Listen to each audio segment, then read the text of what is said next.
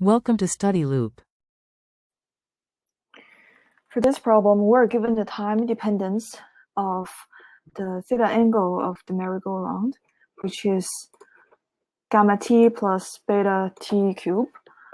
And we're given also the values of gamma and beta.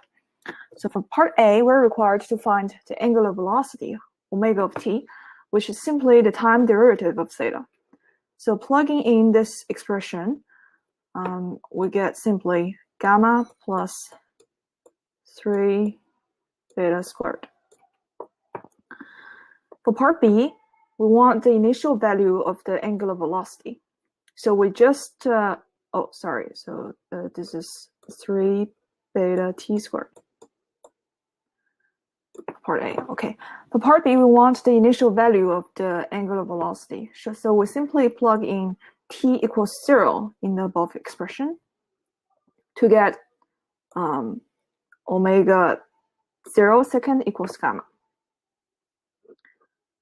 which is of course 0.4 radian per second.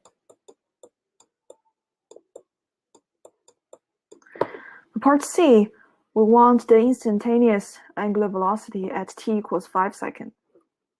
So this would be, again, plugging in expression above, gamma plus 3 beta 5 seconds squared. Using the values for gamma and beta, we get this omega at 5 seconds to be 1.3 radian per second.